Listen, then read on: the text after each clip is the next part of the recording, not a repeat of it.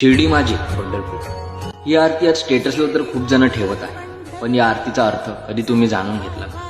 दासगणू महाराजांनी जेव्हा या आरतीची रचना केली, याचं कारण असं होतं की त्यांना पांडुरंगाच्या दर्शनाची इच्छा झाली होती आणि आपल्या साईबाबांनी त्यांना पांडुरंगाच्या रूपात दर्शन दिले होते। तेव्हा ते असं बोलतात की शिर्डी हे माझे पंढरपूर आहे, पंढरपुरात राहणारा रमापती म्हणजेच पांडुरंग शिर्डीत साईबाबांच्या रूपात आहे। माझ्या हृदयात जी विशुद्ध भक्ती जागृत झाली आहे ती पंढरपुरात वाहणाऱ्या चंद्रभागा नदीसारखी आहे, ती पांडुरंग कुंडलिकाच्या भक्तासारखी आहे। हे भक्तांनो, या आणि साईबाबांना साष्टांग नमस्कार करा।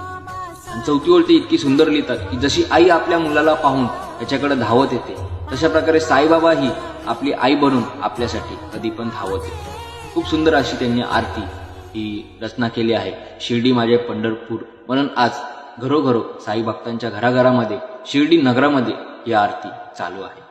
शिर्डी माझे पंढरपूर साई बाबा रमावर, बाबा रमावर साई बाबा।